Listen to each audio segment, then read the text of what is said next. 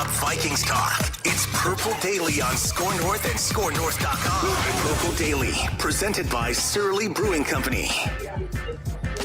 All right, welcome in to the most fan-friendly, interactive, and on days like today, therapeutic show in all of Minnesota sports. This is Vikings Vent Line on the Purple Daily YouTube channel with Phil Mackey, Judd Zulgad, live from US Bank Stadium, and our executive producer, Declan Goff. The Vikings season, one of the most, I would say, memorable, exciting roller coaster ride seasons in franchise history, comes to an end today. A 31-24 loss to the New York Giants in the wild card round of the playoffs. We will give our thoughts up front, and then we will turn the show over to you here. Like I said, this is the biggest therapy session over the next couple hours in Minnesota sports. We're here for you guys. A soul-crushing loss today at home, and we want to know a couple things from you. So be thinking about this. You can bring whatever takes you want, but who are you most upset with, and what do you most want to see changed as we go into the off season? So just have those as sort of conversation and topic starters. The show is presented by our friends at TCL, one of the world's best-selling consumer electronics brands. They have a new lineup of award-winning TVs delivering the most entertainment with stunning resolution, all at an affordable cost. Enjoy more of the things you love with TCL. And a shout-out during this crazy season to our friends, Judd, at Surly Brewing Company. Absolutely. I mean, the motto of this show is we just want the Vikings to win a damn Super Bowl before we die. And you can cross 2022 off the list. Yeah, cross it off far too quickly, too. But yes, our friends at Surly, we appreciate their support as they have for a few years now, being the presenting sponsor of both Purple Daily and Vent Line. I did see that plenty of you were enjoying a Surly, obviously, hoping to have that be a celebratory Surly. That is not going to be the case, drowning your sorrows now, and look forward to talking to you. But yes, Surly Brewing, all of their beers are the one thing the Vikings are: reliable. They come through when it's 4th and 8. Oh my God! I mean, where do you? Well, you go ahead. Start wherever you want, Judd. You were in soaking up the atmosphere all day at US Bank Stadium. Just what's your, I guess, biggest takeaway from this devastating loss today? Well, I mean, I've got a bunch of them, and I don't want to get to them right now because it would just Bigfoot the time here, which we don't need to do. Like my biggest takeaway would obviously be about a defense that did almost nothing, was not prepared. It's a complete atrocity what we saw. I hope that Ed is fired tomorrow or retires. But anyway, it comes down to this: 4th and 8. You're at 4th and 8, and you have to give yourself a chance. You have to, and that starts with the play caller and the quarterback. And as far as I'm concerned, Kirk can't be absolved now. So, it wasn't Kirk's fault. He doesn't play defense. Well, you know what he does play? He plays quarterback. And TJ Hawkinson gained 3 yards on 4th and 8 with your season literally on the line. On the line. You gained 3 yards and meekly left the field. And here's the thing where I'm not going to defend the defense, but unfortunately, we knew that they weren't good. Like, I would have hoped that they were more prepared for this game, and they clearly weren't. And the Giants, the Vikings made Daniel Jones look like Johnny Unitas in his prime. Very unfortunate. But how on earth, and I'll just throw it to you now, Phil, but how on earth, with 8 yards to go, Justin Jefferson on your team, Hawkinson, who's had a great day, how is the decision on a play to essentially check it down, something that we've been giving Kirk all year long, trying to credit him with not doing when it mattered most? It happened. Yeah. I would say, my God, just like you, there's a million things to be pissed about if you're a Vikings fan today. Ed Donatel should probably just retire in the next 48 hours. I don't know that you need to sit here and make him look like, I mean, he's had a nice NFL career. I don't know. You don't need to embarrass the guy. If you're him, you've been in the NFL for 30 years at this point. Your ideas and schemes just don't work anymore. And there's a handful of players on that defense. And again, Eric Kendricks is probably a Ring of Honor player. He doesn't deserve to be clowned on, in this emotional post-game show we're about to dive into. But how many times did you see both him and Jordan Hicks trailing 5 to 8 yards behind Saquon Barkley, a tight end, Daniel Jones getting out into space, getting out of the pocket, right? They couldn't keep up. And it's not going to fix itself as those guys get older into their 30s. But on the offensive side, my biggest takeaway, the offense did an excellent job keeping the Vikings in a game that the defense tried to give away for 3 hours until the last 2 drives. The second to last drive, Kevin O'Connell calls 2 screen passes. Screen passes have been atrocious for the Vikings this season. He calls a screen pass to Dalvin Cook that gets blown up. And then he calls, I think it was a tight end screen to TJ Hawkinson that gets blown up on the second one. Yeah. And then it was kind of almost a coverage sack on the third down play, and Cousins wound up having to sort of just like get rid of the ball. And so I felt like KOC got really conservative calling screen passes to start the second to last drive. Scratch my head at that one. And to your point, the end of that sequence, your season's on the line. You need a big play, and Cousins checks down with a defender sprinting at TJ Hawkinson with the season on the line. I'm not going to say he undid all of the good and all of the great things that were accomplished this season, but it is kind of classic that in the biggest moment, he just reverted back to comfortable Kirk. Nothing's down the field. I don't want to throw an interception. I'm going to check it down to TJ Hawkinson and absolve myself from blame. Those are my 2 biggest takeaways on both sides of the ball. Dex, what about you before we get to some Vikings fans here? Yeah, it stinks because you knew that, to Judd's point, knew the defense was really bad. Defense is not good. We saw it was exposed all day. I mean, they had like 9 plays for 200 yards on 14 points to start the game. You thought it was going to be haymakers going back and forth. And Kirk was great today. I mean, was brilliant, was delivering throws. He was taking shots. He was writing away a lot of that bad narrative. And in one play, all of that good is, in my opinion, erased. And it's why you criticize him, and it's why you get frustrated by him, because he reverted back to an old check down, reliable tight end. And with the season on the line, dude, the game is on the line. This isn't Detroit. This is a wild card weekend game, and you decided to throw beneath the sticks, and that's how your season ends. It is insanely frustrating, because I think this Vikings team had one of the best paths possibly to go to a Super Bowl. You won 13 games. I know you had to go to San Fran next week if you would have won this game, but it is a wasted opportunity, and it stinks that it ends like that on such a sour note. First close game that they've lost all year. 11-0 in 1-score games, and the one loss knocks them out of the playoffs today.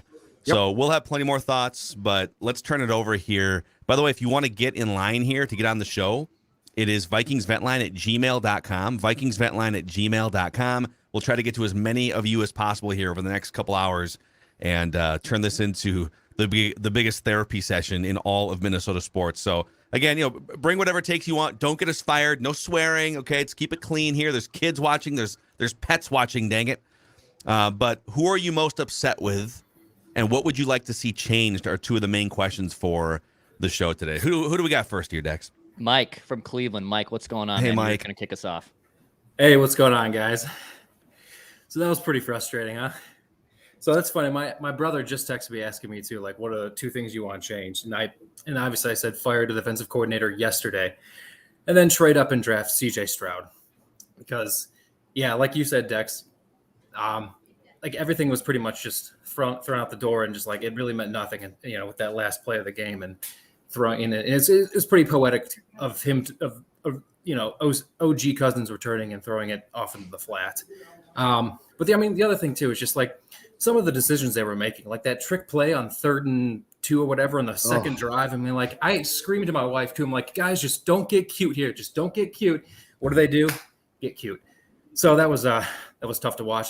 And then, just like Kene returning a kick without a shoe. I mean, that was kind of weird. Like that was a kind of a weird decision, but it would have been a cool story, but whatever. And I do have a quick little conspiracy theory about Madison and why we're not giving him the ball. I think they're trying to like utilize him less, just so they don't so other teams don't get enough tape on him, so maybe he won't get paid, and then we can retain him for a cheap price. Because I don't know why we're not giving him the ball more. I mean, he clearly can break more tackles than Dalvin at this point, right? I mean, I don't know. It just seems like the Dalvin of old is gone. I mean, he got tackled by his shirt. I mean, and I feel like a couple of years ago he'd have broken that off no problem. And then I don't know. Was Asamoah on the field? I mean, he did get Concussion. hurt and he went off. Okay, so that's where he was. Yeah, he had a But he concussion. could have played before that. And to your point, Jordan Hicks did, and Jordan Hicks was a step behind Barkley and Jones the entire game. Yeah. Why Asamoah was not incorporated in long before he got hurt is a complete mystery. When you played him 27 snaps the last game against these guys because you knew what they do. Right. I mean, and I guess the only silver lining I can take from this is, I mean, Duke Shelley. All the guy does is block end zone catches. I mean, if the guy was 3 inches taller, I mean, he could be the best quarterback in the league. I mean, I don't know. He was still pretty good. Yeah, Mike. Hey, thank you for leading us off here on Vikings Vent Line. Appreciate you. I want to address a couple things there on the defense. So there were so many head-scratching decisions. And by the way, Ed Donatel during his weekly press conference said, quote, "I think you'll like the way we play. The veterans are kind of taking over practice this week. I think you like the way that we play." Well, as you said, Judd, Asamoah played 27 snaps that first game against the Giants. He had that big game-changing strip, and the Vikings got possession going the other way. He is your fastest linebacker. I'm not saying he's an all-pro or anything, but if you would have told me, hey, based on the Vikings' decision to not play him, and then based on the concussion, which was out of their control, he's not going to play, and you're going to run ancient Eric Kendricks and Jordan Hicks out there to defend like 70 offensive plays by the Giants, and they're just going to run Daniel Jones time after time after time, and Saquon Barkley time after time. I would have said, yeah, they're going to give up like 400 plus yards. Daniel Jones is going to run for almost 100 yards, and they're going to get lit up. And that's what like anyone sitting on their couch could have said, what are you going to do with those aging linebackers to defend the middle of the field and to defend Daniel Jones? And they've had weeks to digest what happened in the first game against the Giants and the entire week of preparation. Probably 2 weeks because you knew you were playing the Giants. Oh, I think you'll like the way that we play this week. Okay, guy, just retire before this gets embarrassing on Monday or Tuesday. I'm not absolving O'Connell too here though, because he had all season long to watch this older gentleman who's stuck in his ways, and he allowed him to play what he wanted to play. And you know what? Fundamentally, just from a starting point, you could have realized this weeks ago. This defense has some savvy players, but you know what they aren't? Because they're older. They're not a real athletic group. And so what you need to do is introduce guys like Asamoah, athletic people, onto the field. And instead, this whole thing, well, the veterans are deciding. Well, that's because Jordan Hicks and Kendricks have told you we plan on playing the entire game, to which you got to say, no, you're not going to. Yeah, they should not, yes. Kevin O'Connell, look, there's going to be times in year 2 especially, can't always be the player's coach. You can't always be the good guy. And there are times where you're going to have to say, no, actually, you know what? That's a bad idea. And between you and me, Ed's not that good. So I'm going to have a key role. It felt like he just turned it over to Ed again. And Ed, the only time that Ed has come up with good game plans is when O'Connell is breathing down his neck. Mm-hmm. And today, again, you could see it. Dude, there was also a 4th and 1 halfway through the fourth quarter. Giants are lining up. It's a 4th and 1. All right, here they go. Wow, this is a big, potentially game-changing stop. The Vikings lined 3 guys up on the line of scrimmage. Yeah. 3 guys on the line of scrimmage for a 4th and 1, and the Giants just barreled through the middle of the line. Because why wouldn't you? VikingsVentLine@gmail.com. Dex, who is next here? Charlie. We'll get Charlie on next year on Vikings Vent Line. Hey, Charlie.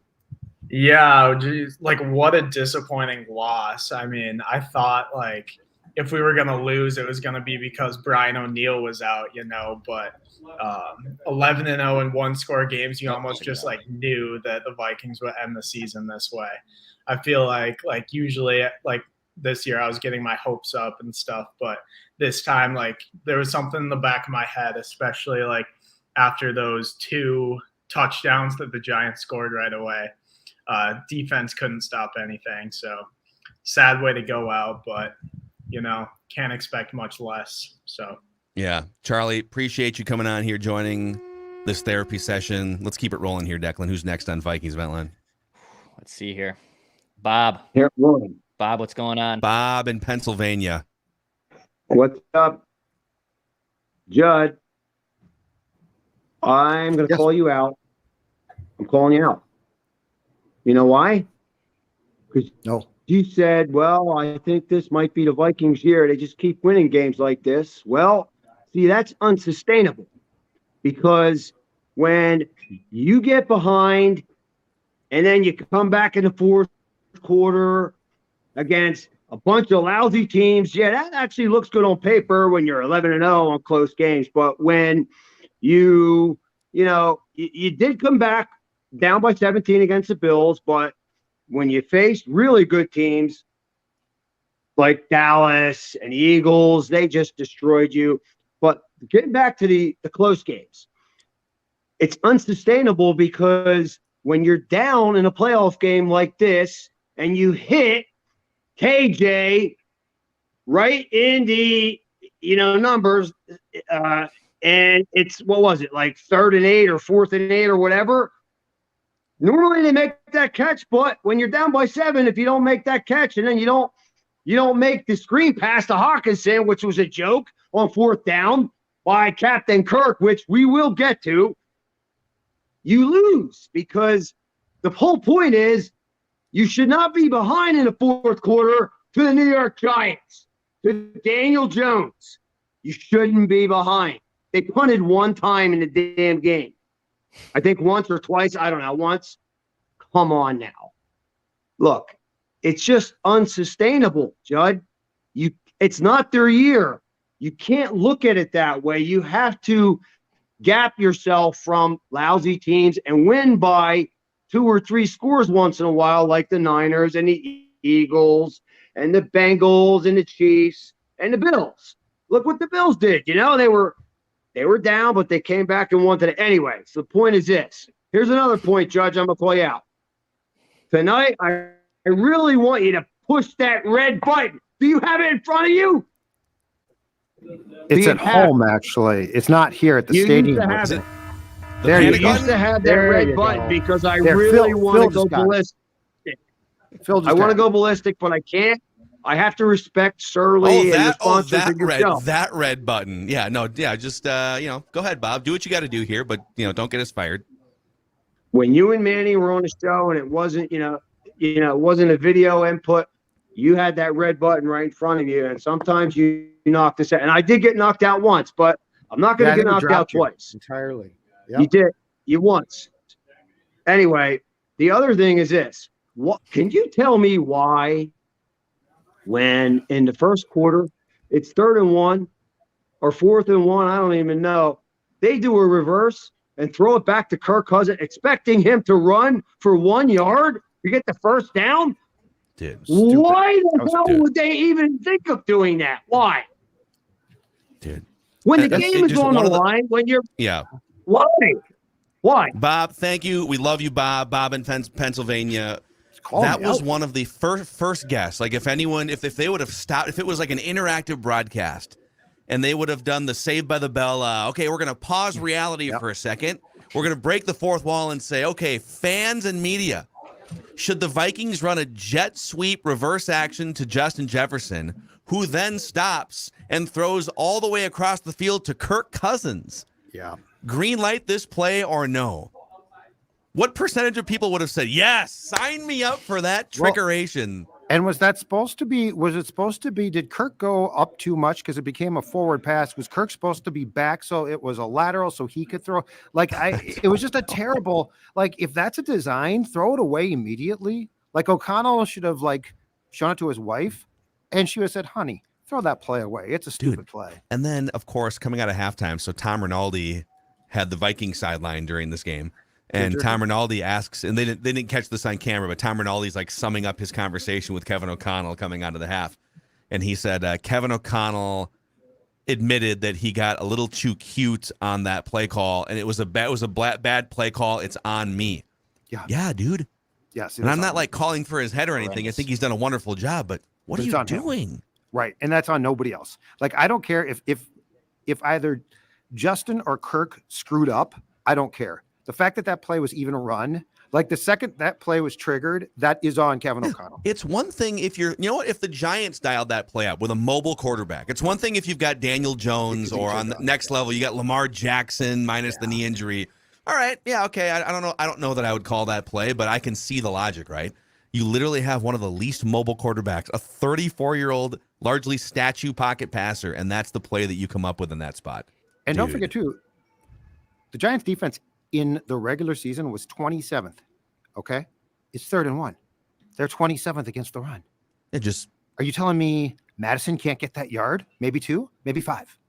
yeah, it was, I don't know, man. Well, let's keep it rolling here. By the way, if you are watching this right now, please click the subscribe button and the like button so we can help spread the word about this ongoing therapy session here on Vikings Vent Line on the Purple Daily YouTube channel. Who's next, Declan? All right, I got a full room of guests here, and I've never had this many email invites in my entire life as the executive producer of Vikings Vent Line. So we're going to do our absolute best to get to every possible Vikings fan we can for a little eulogy of the 2022 season. In the meantime, we will go to Jake from Iowa next. Jake, what's up, man? You're on Vikings Vent Line.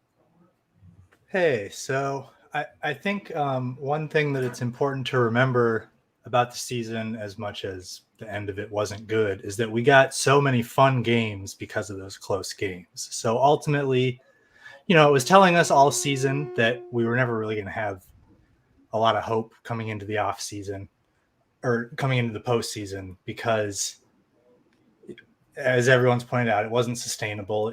Ultimately, games weren't going to go the Vikings' way at some point, but they did all season, and we had so many fun games to remember.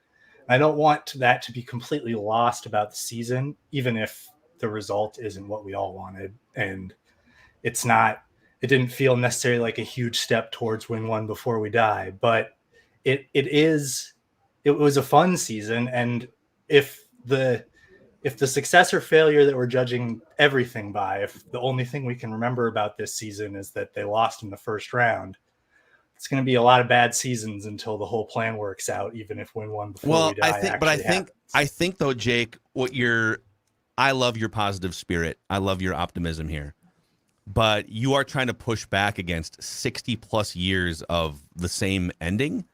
And so there's a lot of fans that I think you can appreciate the Bills win and appreciate the Colts win and some of the great memorable things from this season, the 8 fourth quarter comebacks, and still be pissed that this team lost a home game as a 13-win regular season favorite against the Giants, right? And I see the comments lighting up on YouTube, and there's a lot of fans that they've seen everything. The Bob in Pennsylvania's. I mean, Judd was born in the late 60s, 1969. Like, the people who've lived through decades and decades of one-and-dones in the playoffs, of regular season success followed by playoff embarrassment, I understand how and why you feel the way that you do today. Those people have a right to be mad that this franchise has never won a Super Bowl. And so I don't want to if you're pissed right now, I don't want to shame you away from those feelings. How can you not be pissed about the way that game concluded, though? How can you see a quarterback who clearly we all thought and had turned a corner a little bit, make the same exact play that was the exact problem with his former coach? Like, I don't understand how you're not mad about that. Dude, how do you throw that pass? Like, in a week, I might – right. But, I mean, here's the thing that drives me crazy about that pass, okay? Do you guys remember when we broke down the pass to Justin Jefferson in Buffalo? Phil and I both said on film, Hawkinson was open, and there was a chance he could have got the first down, but it was like, 4th and 17?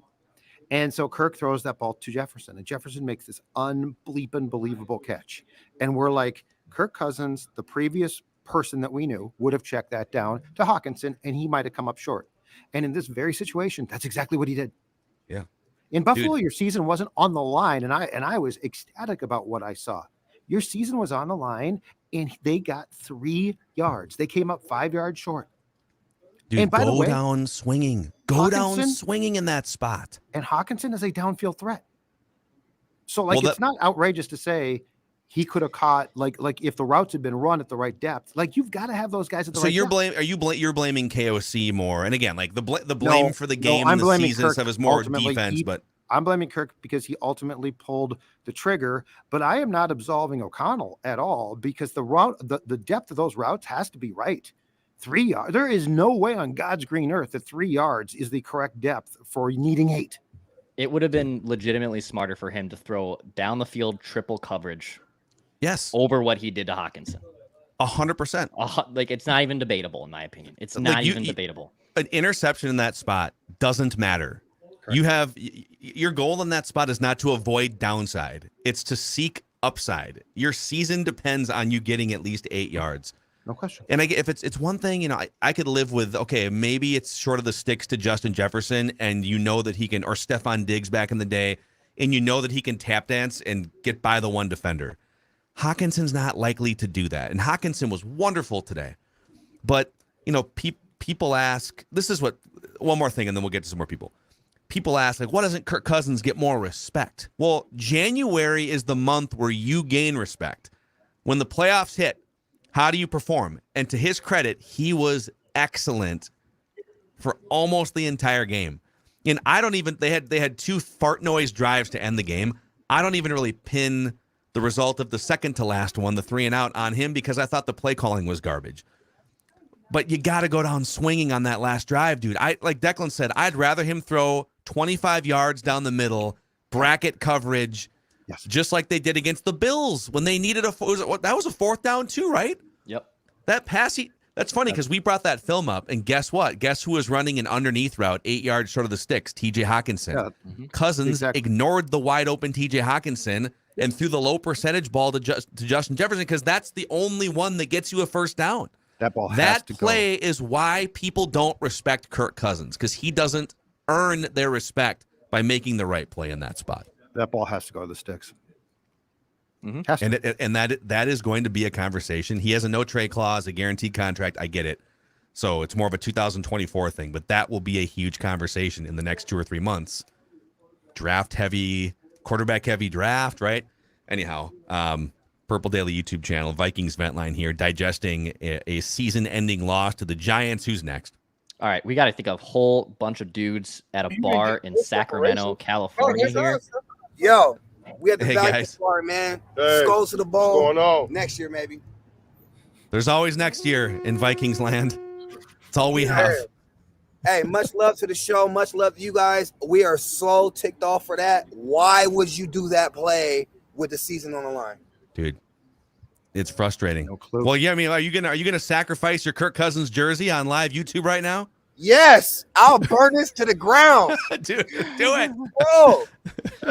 Bro, come on, Kirk. Come on, Captain Kirk. Come on, man. We already getting no respect. I know. Hey, yeah, Drives was a you crazy. Man, I can't even say. I'm a loss for words. Well, what's the number? Let me ask you guys this. What's the number one thing? Go around the room here. You guys are outside, I guess. What is the number one thing you want to see addressed here in the next few months in the offseason? Offensive line. Defense. Yeah. Okay, we have an offensive line with defense. Fire Donatello. We need a Fire 4-3. Donatello. We got, come on, man. Switch to the 4-3 defense. We got Daniil Hunter. Come on. Pressure. We've applied no pressure. That was embarrassing. I got a Vikings tat. That was embarrassing. Full defensive draft. It's going to be first round pick, I think. Yeah, I think it always that's going has to to be be. defense at this Our point. Sacramento Vikings fans, thank you Thank you, guys guys. for jumping into this therapy session. Take care. I would be shocked if Ed Donatello's card key still worked on Wednesday. I don't understand how you don't apply pressure consistently. Yeah, well, I agree. I mean, we saw it all year, so it's not shocking, but I don't understand it. Yeah. All right, who's next? All right, let's Who's go next to on this therapy session? Let's go to Jake from DC up next here on Vikings Vent Line. Jake, what's up, man? Hey guys. So I'm just going to preface this with the fact that I had absolutely no faith in this season whatsoever. I didn't. It was crazy. I knew the team wasn't very good. I knew we get murdered once we got to the playoffs. I'm not surprised. Disappointed, not surprised. With that being said, if Ed Donatello isn't gone by the end of the night, I will be shocked. Also, frankly, can we please get this? I know we can't do it this year, but I need to say this. Can we please get this quarterback off of this dang team? This man takes more risk with the lives of his coworkers than he does with playing the ball down the field. And I am sick of it. I am so sick of having this man at the helm of this organization. I am so tired of it. I want him gone. I want him gone tomorrow. I wanted him gone last year. He is not good. In the most important moments, he will always disappoint you. And he will get paid millions of dollars, more than any of us will see in our lives, to disappoint you. I am done. I'm so done. That being said, I am excited for the draft. I hope we draft somebody to sit back behind him, and I hope that quarterback is vaccinated like a not crazy person. So I am excited about that. Thank you for coming on. All right. Yeah. We need to turn this into a discussion about vaccinations now. I said this though. I really think that today's game was going to and probably will play a very large role in what the Vikings perceive as Kirk's future here. I think he's back next year. He's got a no trade clause. I think he's back. But you know what? I mean, what we saw today definitely gives you some doubt about his ability to win huge games, big games, and I think it gives you a lot of cause for pause about any more extensions. Oh God. Any more? So no, yeah. I know, but Phil, you know they've done it. What, 3 times now? I know. So like I his agree. His age is one of the questions in the mix too here now, right? It's like partially his salary, partially his play, partially his age. You know, on 4th and 8, and with that play, the quarterback, a veteran especially, has to empower himself to say, "I know what will get the first down." So, like, if you're going to be like, "Well, the play call was for a 3-yard pass," which it wasn't, but you know that at some point in time, yes, play calling plays a role. I don't think O'Connell had a particularly great day today overall. But that being said, on that play, I'm looking at one guy, the veteran quarterback who's got, you know, Justin Jefferson on the field. So I really do think today is going to play a large role in a lot of discussions at TCO Performance Center. Yeah. Oh, absolutely. Kevin O'Connell, by the way, at the podium right now saying that they now have to take a long, hard look at everything they do organizationally going forward here. I just wonder, what all does that mean? How aggressive will they be defensively? I think anything is in play. But remember, they only have 4 draft picks this year. They have a first-round pick. They really only have like 1 pick in the top 90 because they have a first and a third-round pick. So let's keep it going here. Vikings Vent Line therapy session on the Purple Daily YouTube channel. Mike, what's up, man? Hey, Mike. Long-time listener, first time ever calling in. So thanks for having me. Love Welcome the show, man. I think like the last caller, I would say that I was definitely hopeful this season, but I didn't have high expectations just the way things ended. I'm by no means a Kirk Cousins fan. I thought that we should have traded him at the beginning of the season. But I will say today, like, I'm not going to sum him up to that one pass at the end. He did have a pretty good game other than the fact that it came down to that. What I will say is I think for our general manager, I think this is a sign to communicate to ownership that some of these guys that we have loved for years, that are Vikings Ring of Honor, they just don't have it anymore, and we kind of need to move on. And it's time to get younger and get faster and get a new defensive coordinator, please. It was very frustrating to hear Ed Donatel say, you know, I'm leaving it up to the team this week, and then we do exactly what we've done all season. It's just been frustrating. So I'm really hoping that when we look back that this draft was worth it, because as of right now, drafting Lewis Cine and Andrew Booth and then giving the Lions and the Packers the receivers they got, it doesn't look good right now. And I'm hoping that, you know, we can rebuild and get younger, but I would have much rather gone with Hamilton and maybe still gone with Reed in the second round or Booth in the second round, but we'll just have to see how it goes. And I appreciate y'all having me on the show, and yeah, thanks a lot. Yeah, Mike, thanks for coming on, man. We appreciate it. Yeah, there's still some time for those draft picks to play out, but Cine with the injury, and Booth has had an injury, you know, riddled history. It doesn't look good right now. Who's next on Vikings Vent Line, Declan? All right, let's go next to Purple Pain. That's what I got for a name here. Purple Pain. Hey, gentlemen. Start with some very brief positivity. It's a playoff vent line, not just week 18 vent line. So there's at least that. Got a chance to rep the bar at the rep the stuff at the local bar. Didn't make a difference at all. But you know, it's a bad game when your Packers fan of a wife comes home and says, "I'm sorry they lost the game." Mackie, I don't mean to spoil your segment for later this week, but I have 6 listed ideas I'll name off real quick for potential DC replacements for the Donna Shell defense. Oh, you're stealing my name, stealing my thunder. Go ahead. You don't have to ID. You don't have to give away any of these. What if we go back and forth? What can we go back and forth? Like that works. You throw a name out, I'll throw a name out. That works. Okay. So I've got 6. I can go through them real quick. I got 2 that are pretty obvious. I've got a 1A and a 1B. That being Raheem Morris from the Rams, because Sean McVay's letting everybody interview, and Brandon Staley, since he choked the Chargers job up 27 points. Although is Raheem, how does that work now? Because do all those staffers stay now because McVay's coming back? Is Raheem Morris? He can interview for head coaching jobs, but did McVay coming back? He stays. Yeah. Yeah. Okay. I mean, that was. I guess I wrote these down pre-McVay saying he was coming back. Right. On the interview, so you could maybe scratch him off, but Brandon Staley could still be potentially available since he just blew a 27-point lead to 4 interception first half Trevor Lawrence. I got 4 other quick options, one of which keep it in-house. What's wrong with giving Mike Pettine a chance? Yeah, was his defense in Green Bay the greatest? No. But you went from a historically bad defense to a slightly less historically bad defense with Ed Donashell. So how much worse could Mike Pettine be? Following that, defensive coordinator from Denver, they're going to have an entirely new coaching staff, so that guy might be available, and Denver's defense was the only solid point from that team this year. It's Ejiro Evero, and he worked with Kevin O'Connell in Los Angeles for a couple of years, and Kwesi worked with him in San Francisco. So that's definitely one to watch out for, yes. There's a possibility.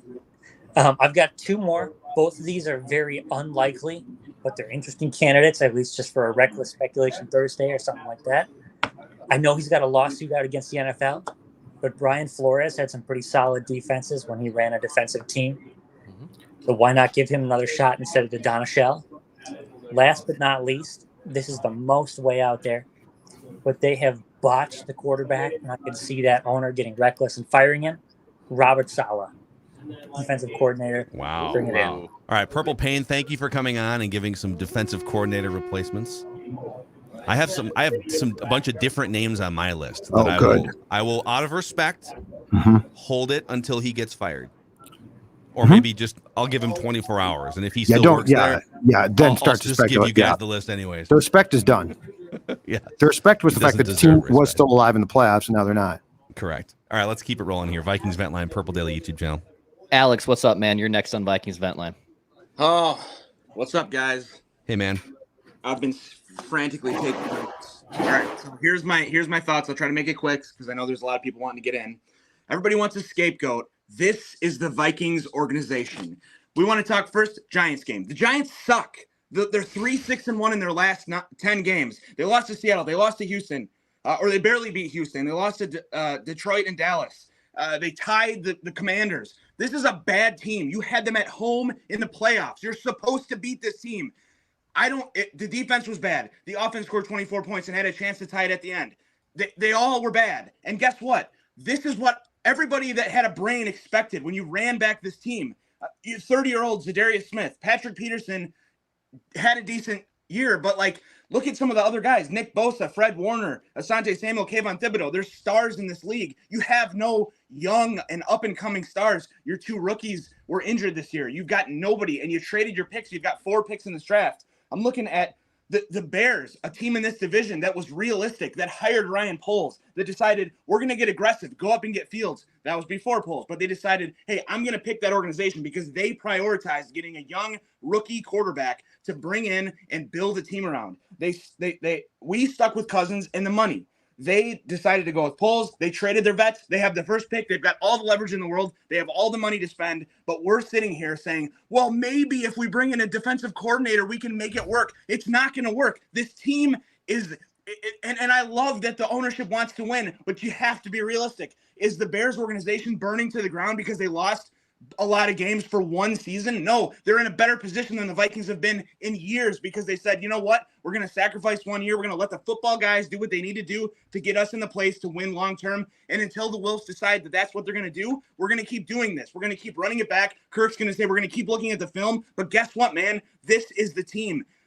Everything broke your way. You were the 3rd seed. You had a home playoff game and you lost. And everybody's going to point to some scapegoat, but it's a philosophical belief of this organization. We have to win as many games as possible. If we get rid of Kirk, what will happen? We've won playoff games with worse quarterbacks. Thank you. Yes. So that's it. I needed to get that off my chest. I'm a bad fan, though. I'm a bad fan because I look long term. I would watch this team lose 14 games a season for a year or two if it meant we would have a chance to have sustained success. And we might whiff on a pick, but guess what? We'll have another pick. So that's all I got, guys. Alex, bring in the fire, dude. Yes. Great stuff, man. That's the thing. We'll unpack the whole Kirk thing throughout the coming weeks, but this fear of oh my God, what if they move on from Kirk? What if they wind up with another Christian Ponder? The Vikings went to the playoffs with Christian Ponder and got beat in the first round, just like this year. Like they accomplished pretty much the same with Christian Ponder as they did with Kirk. There's a lot of ways to win like 10 games. They won 13 and lose early in the playoffs. There's a lot of ways. I'm more interested in how do you concoct the best roster of 53 guys that can take you deep than, how do we keep clutching our pearls to get Kirk Cousins another extension because he's the 12th best quarterback in the NFL, right? Like that is a conversation that this organization needs to have immediately. Owners, stop meddling. Let the like Alex said, let the football people make decisions that need to be made here. Well, and that goes way beyond Kirk, though, too. Like, there's a list of people who need to be jettisoned in some way, shape, or form. Like, there is a list of guys. A lot of them play on defense right now. The linebackers, I mean, Kendricks. I thought he had an awful day. Harrison Smith. Patrick Peterson had a rough day. You know why? Because they're getting long in the tooth, and it's football, and everybody, but ownership wants to keep them around, and now they're loyal to Kirk. That's the problem here. At some point in time, this is why what the Bears did was heartless and very smart. And you know what happened? The Bears got off to a good start. They started to trade more guys because they're like, screw this, we're not going to win. And they found out that they might have their quarterback. Like these the type of ballsy calls that certain teams make. This year was fun, but like if you're mad now, but you like enjoyed the competitive rebuild aspect of, well, I'm glad they're keeping my guys, you're really painted yourself into a corner there. Because at some point in time, you cannot keep bringing everybody back that you like as they get older and clearly, as we saw today, less effective. 45 minutes into our Vikings therapy session here. Who's next on Vikings Vent Line? Let's go to Sean. Sean, you're next on Vikings Vent Line. Sean. Hey guys, I don't know where to begin. It's just out here in Connecticut. I get all the Giants and Patriots and Jets. It's just I'm trying to make it through here, but man, that was painful to watch. We need to fire Ed Donatello right now. We need to get Raheem Morris in here. It's just, oh my God. Defense wins championships, and that's why. Ooh, that's awesome. I like that. Little purple people eaters. Nice. How wide is that jersey? There's like how many numbers? That's like an extra large. That's awesome, dude. Oh man, I just been surrounding myself with defense today just to keep myself comfortable. It's just so bad. They couldn't stop anybody today. They made Daniel Jones look like Michael Vick in his prime. He was escaping everything, running for first downs. He was running. Oh my God. I don't know where to begin. Sean, we hear and feel your frustration. It's a badass jersey though, so you do have that going for you. Appreciate you coming on Vikings Vent Line, Dex. Let's keep racking them up here. Yeah. By the way, really quick on that 4th and 8, Kirk Cousins at the podium said, I didn't feel good about putting it up to Jefferson, and I felt like I was going to get sacked, and I wanted to put the ball in play. Hence why he checked out. Dude, he was not. I don't think he was pressured on that play. I think he had a guy coming, but yeah, I don't think he could have delivered it somewhere else still. 100%. 100%. Okay, guy. I guess I have to see it again, but it felt like the offensive line felt like it held up pretty respectably today on a lot of those dropbacks. I agree. All right, let's keep it moving. We'll go to Sports Granddad actually next year on Vikings Vent Line. Judd, it's story to trump you, but as the sports dad, I figured I've been watching the Vikings since You got me. 1961, Yep. and if we're gonna win a Super Bowl before I die, we don't have much time left. I'm 72. Give us some perspective, sports granddad. I love it. We're all sitting around the campfire here, Yep. listening to you right Listen now. to your grandfather. So here it is. I don't have any suggestions. You guys and the other fans have covered a lot of the failings of the Vikings today and throughout the year. But one thing I've learned over the years is you always, as a Viking fan, you go into every game expecting the other shoe to drop. Now this year we had a wonderful season, 8 times, or even you could go 13 times. The other shoe didn't drop, but from the very beginning, first Super Bowl, hey, we're going to win. The Jets were just a fluke last year. I mean, the NFL is superior, and 23-7. I was there, so I got to see that in person. And then you tell yourself the next Super Bowl, well, okay, the first time people go to the Super Bowl is so different. You can't do it. So then this time, though, it's the second time we're in the Super Bowl. For sure, we got killed again. And so on. We make excuse every time. And, hey, it's Drew Pearson knocking the ball away when we got it down and they're 4th and 50 or whatever it was. And, there's the shoe dropping. Or it was the Gary. He made every single field goal, another record. And Kirk this year, a record 8 comeback. He's going to go down in history for the greatest comeback. And then in the playoff game. So to help all, you do a great job with your therapy, and I don't want to trump on your couch. No, you're good. I just thought what you got to get used to, and this is my experience. You go into every game expecting to lose, but hope you'll win. And so then, man, 13 times this year, this was great. This is a great season. So greatest again season today, ever. okay, expected to lose. I'm not happy about that. But I think one thing that you've got to watch out for as a Viking fan, you can never take one game success or one season, which this seemed to be a successful season. This might be the year, and hey, the NFL is stacked up so we can go, and and then project out success in the future, because it always fails. That something always happens. It's a 12 men on the field, and then one more pass from Brett Favre, and we'll get it, even though we've been getting killed. No, that doesn't work. And so there's the shoe dropping. And so, I think a good analogy for Viking fans is you just have to get used to who's the cartoonist from St. Paul? Charles Schultz? Yes. Broad Central grad. Lucy, Charlie Brown, football. Yeah, that's What us. does Lucy always do? Pulls the ball out. Next year, Charlie Brown, I'm not going to fall for that one again. And then she talks to him, and, well, maybe this year will be different. And he runs up there and lands on his back. Well, here we are on our back. And so don't project any expectations. Just be happy when they win. Enjoy it. Think, wow, this is unexpected. See, normally when we have bad seasons, you can always look forward to next year because we have a great draft choice. We're no, we're not going to have a great draft choice this year. We only have 4 draft picks. Oh, yeah, but next year the schedule may be the schedule is going to be That's awesome. Well, yeah, but our coaching staff, they'll be so much better the second year, and all our old players will be so much older. And so, no, you can't project ahead. You just have to go into it. Hey, maybe we'll get some superstar in the Let's first hear it for half. Sports Sports Granddad. Granddad. Fine work, Sports Granddad. Sports Granddad. Great Fine stuff. work. Fine work. Yes. Yep. So it's the power of negative thinking. It's Yeah. just if you just plan for the bad things to see, happen. The problem, though, is Sports Granddad has seen this team probably since game 1 against the Bears.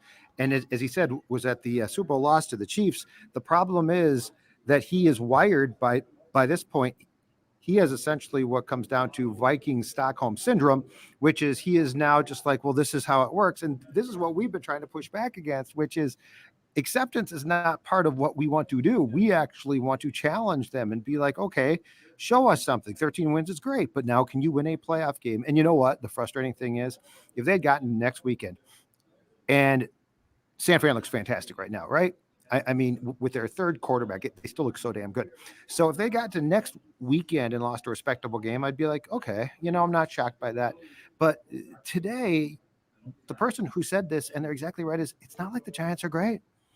The Giants and Vikings, when you have that game at home in the playoffs, you should win. And the more I think about this game, the Vikings lost this game. The Giants didn't come here and take it from them. The Vikings lost this game. They played pathetically on defense, and when it counted most on offense, they couldn't come through. Yep. That's on them. And that's the frustrating thing is we're now almost to a point of not even challenging them when it's just right in front of our face how brutal the loss was. This was a brutal loss. It's a brutal loss that Kirk Cousins called at the podium the toughest loss of his NFL career to this point. Well, they maybe don't throw a 3-yard pass to a covered tight end on the 4th and season play.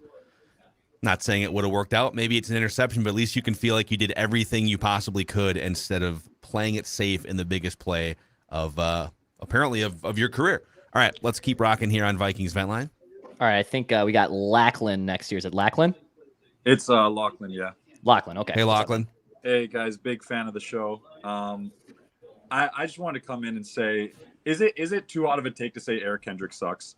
He's just he's not good anymore. He is so slow at recognizing the play, and I just don't know what he was doing out there. And Jordan Hicks as well. It's just hard to see. They weren't the only reason we lost, but guy, what are you doing? They was just so bad overall. And even Patrick Peterson, you made Isaiah Hodges look like prime Randy Moss. I don't know what that was about. Yeah. Too. Yeah. It was just so bad. Yeah. And at this point, I think it's just time for a rebuild.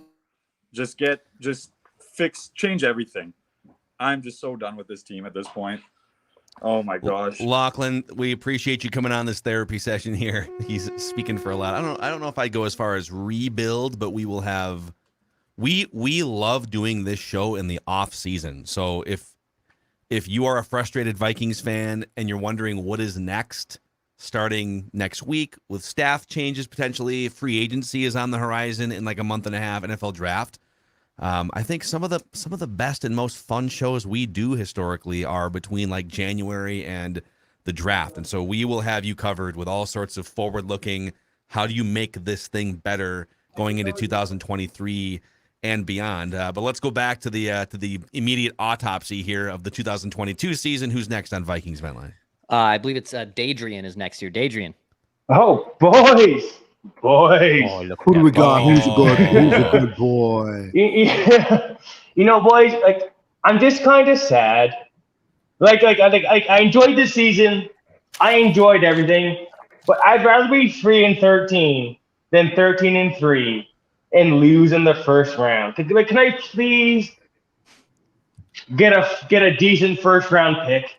A shout out to Hawkinson because that's an amazing trade. But man, we kind of were frauds, and I enjoyed the season. I did, but I'd rather lose with the Vikings than any other team. But we lost, man, in the first round, and I'm just kind of sad about it. But Go Vikings! Dadrian, thanks for coming on, dude.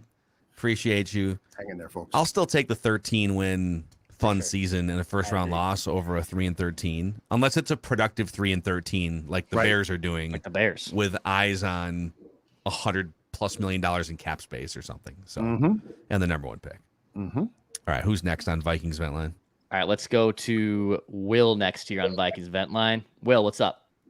Hey guys, Will here, aka Rick Spielman's love child. If you remember a couple weeks back, that's right. Yes. There you go. I don't know where that comes from.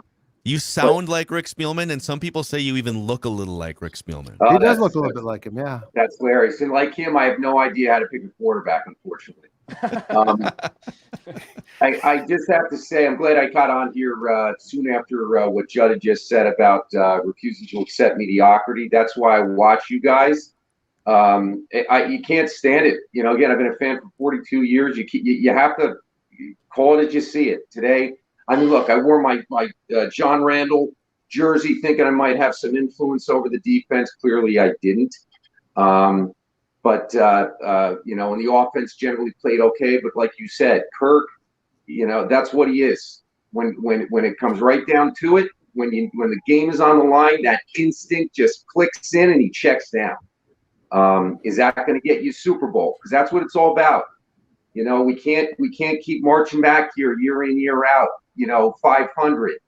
You know what you just said, going 3-13 versus 13-3 and losing. I'll take 3-13. I'll take 3-13 for 10 years worth if it meant one Super Bowl, because the clock's ticking on me. You know, we got to see it once. So that's my bid. Yeah, Will, thanks for coming on. Yeah, go ahead. And I predict they're going to re-sign Kirk. They're going to extend Kirk before next season. You mark that, write that down.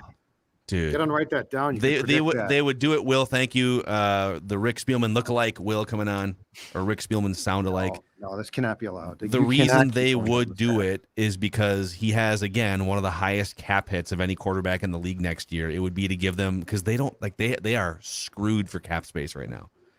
So they could tap that contract again, but they would have to tack guaranteed years on, just like they've done 3 times already.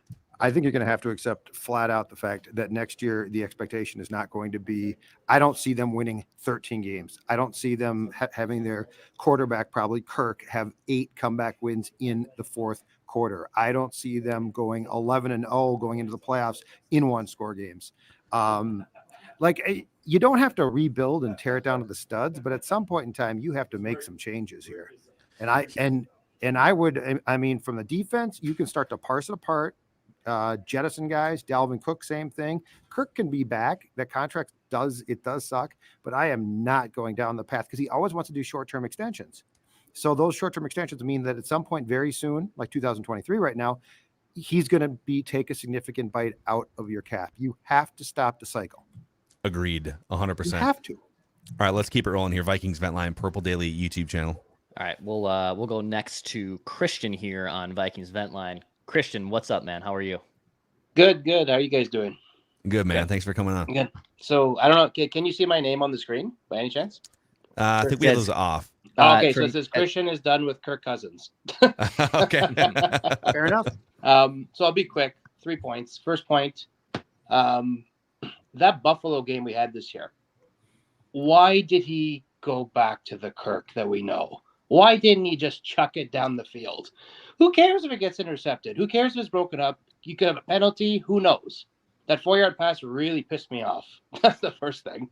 Yeah. Second thing, Kevin O'Connell, for a first-year coach with this team, winning 13 games, I find very impressive considering how bad the defense is. He made a lot of mistakes in this game, but he's a first-year coach, and I love Kevin O'Connell. But none of his players are here yet, so we have to see how he builds the team. And last point, it's about you guys. I really enjoyed you guys. You guys are awesome. Being from Toronto, there's hardly any Vikings fans around here. They're all Bills fans, and I'm jealous of them because they have Josh Allen and we have Kirk. So I'll leave it at that. You guys take care, and I'll listen to your podcast every week. Take care. See ya. Thank you, man. Christian. Appreciate the kind words from Go Leafs. From Christian. Let's I know we've got so many people trying to get in, so we're trying to get to as many of you as possible. We're an hour into this therapy session here. And if you're new, by the way, thank you for discovering us today. This is daily Vikings entertainment that does not stop today just because the season's over. We are a 365-day per year podcast or YouTube channel, if you will. And if you could click the subscribe button and also the like button, it helps spread the word about this community. By the way, you guys help make one of the most listened to or top football podcasts in America in 2022. So thank you to all of you crazy-ass Vikings fans out there. Who's next on Vikings Vent Line, Declan? All right, let's go to Hunter next here on Vikings Vent Line. What's up, Hunter? Hey guys, how you doing? Hey man. So I got a couple things to get to, but main thing is I'm coming after ownership. One of the guys came in here earlier and said it, but I really think it needs to come down to Kwesi. I think it really needs to come down to Wilfs and just come down and say, at what point do we just take the hit with Kirk and say adios? We'll pay somebody else, even if it's a cheap guy. Take a draft, take a chance. But we see what Kirk is. He's essentially outside of this year a 500 quarterback. Doesn't take the chances that need be. And let's be realistic. Without JJ, without the Hawkinson trade, Kirk doesn't make those passes. He doesn't make those throws. He doesn't win those games. So I really need to, I would go with Granddad or the other guy that said, hey, I'd rather take 10 years of, mediocrity. Who cares if we lose a couple games or not? We're in the same perpetual motion of what happened with Mike Zimmer. what happened with Kirk before. And I mean, I hate to bring it up like usual, but to all you Kirk Crusaders, Case Keenum did more for us than Kirk has. He got us further in for way less, and we could pay a defense. So I just want to hear your guys' thoughts. At what point? I mean, I think we've reached that point already, but I'm willing to say, hey, just pay his guaranteed money and send him down the trail. Yeah. Thanks. Well, you've brought up, and Hunter, thanks for coming on here. You brought up a huge conversation this offseason. It's really more of a look ahead to 2024, but everyone has a salary cap that is the same across the board, right? Everyone is capped at whatever it's going to be, $200 million. And when a team like, let's say, the Bengals is paying, or I'll bring up, because that's a number 1 overall pick, the Eagles. That's a second-round pick, Jalen Hurts. Mm-hmm. When they're paying Jalen Hurts a couple $1 million to the salary cap, and you're paying Kirk Cousins $35 million to the salary cap, and you can make a strong case that Hurts is better straight up than Cousins, but let's call them even though I think most people would say Jalen Hurts is better. The Eagles then get $30+ million to spend to build a monster roster if they do it right. And you got to nail draft picks, and there's all those things too. But just think about when you pay a non-elite quarterback elite money to the salary cap, and the Cowboys are kind of in the same boat with Dak, it just makes it so hard to build a monster roster unless you are flawless in the draft and you find tons of hidden gems in free agency. And they've, like, Patrick Peterson's kind of a hidden gem.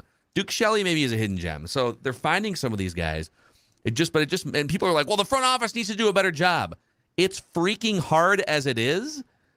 When you add on paying that much money to a guy that isn't a solution to all your problems, like Patrick Mahomes, Josh Allen, Joe Burrow are for their organizations, or Tom Brady for years and years, it puts you in an almost impossible place to build a Super Bowl contender. Kevin O'Connell wasn't brought here to keep Kirk Cousins in perpetuity.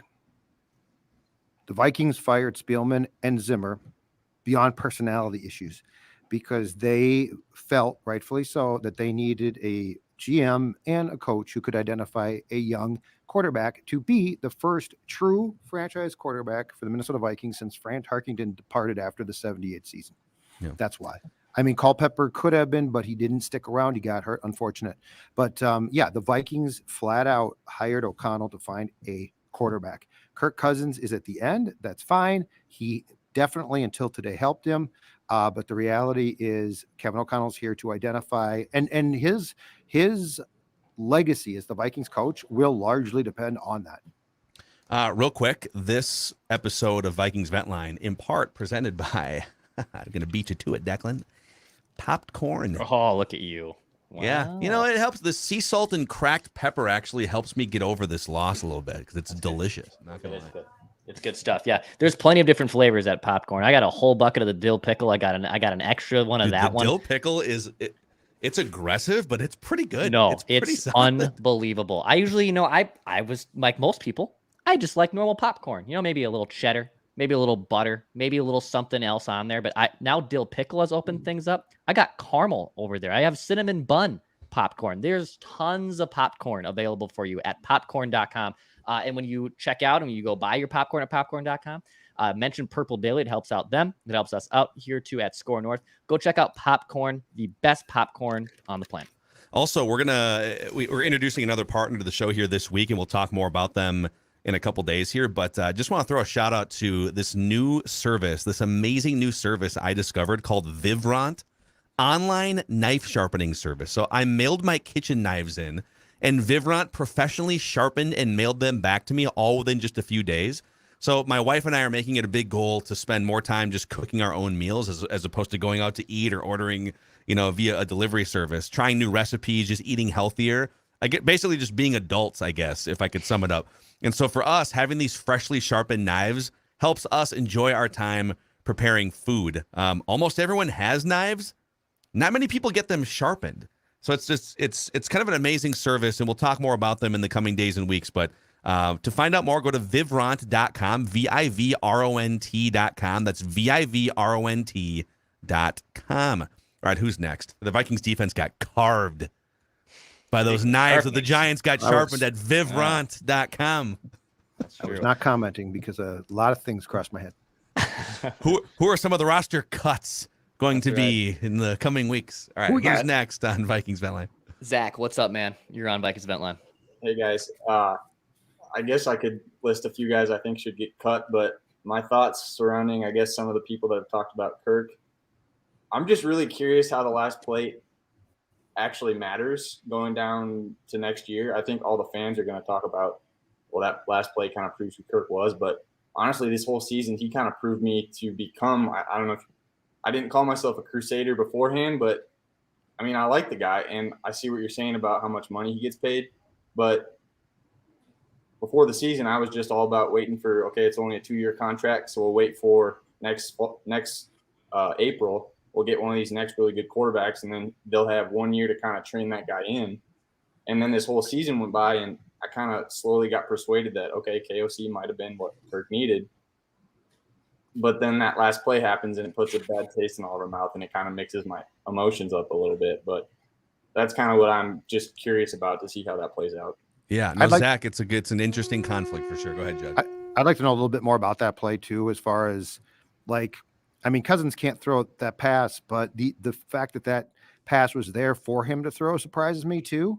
I felt the KOC often during the course of the season did an actually good job of getting the checkdowns closer to the sticks, so that if Kirk did throw to him, they might have a chance to essentially fall forward and get a first down. Yeah. So yeah, but you know what? I mean, Kirk's going to be what next season? 35? I think 36. So, yeah. 35. Okay. I think. So at some point in time too, I mean, we're not talking about Brady here. We're probably not talking about, I would say, Rodgers. All right. So He does stay in good shape, though. I mean, he does stay in good shape, but at some point in time, see him with his shirt off on the plane? He's in great shape, and I'm sure he will be for the rest of his life, and that's awesome. But it won't be here. And at some point, you do have to just say, okay, you know what? We've tried this. We've gone down this path. I mean, I'm not even dumping on Kirk here. There needs to be that's my whole point about the roster. The attrition, the Wilfs are going to have to accept the fact attrition is going to have to start taking place. You don't keep the same employees in football just because you like them. That's how you get really bad and you're not rebuilding. There's some old dudes on defense that are higher up on the priority list of needing to send off with an updated LinkedIn resume than Kirk. But everything should be looked at. All right, who's next on Vikings Vent Line? Purple Daily YouTube channel. All right, let's go to Dylan from the UK. Dylan. Hey, what's up, guys? Hey, man. Dylan. Yeah, I'm not doing too bad, thank you. It's 2 a.m. here, and I just stayed up watching that, and by God, I wish I never did. It was painful. Just listening from you guys speaking, a couple other guys, I think the thing with Kirk's a tough one, because it's like, on the one hand, do you trade him now and cash out on him, or you look at Brock Purdy at the Niners, if you build a good enough system around that guy, they can win. But I feel like if you're Kwesi, Ed Donatel, and a lot of those regressing older players, they've got to go. It's so poor watching Jordan Hicks and Kendricks run around, and they are just outpaced by young, fast guys, and we still sit there playing them. Give Asamoah a chance or something. I don't know if he was out for the game, but yeah, we just got to get younger at everything. And Ed Donatel, by God, if he's not gone, then I don't know what I'll do. Yeah, dude, Dylan, thanks for staying up late over in Europe. We appreciate it's okay. it. It's going to be okay, Dylan. It's going to be okay. Just listen to us, first of all. It's going to be all right. Just sitting in a dark room somewhere what near I'm gonna London. do. I don't know what I'll do. God. Yeah. They I would be shocked if Donatel there's half a chance he might just retire on his own, or I don't know. We'll see. Let's keep it rolling here. Vikings Vent Line.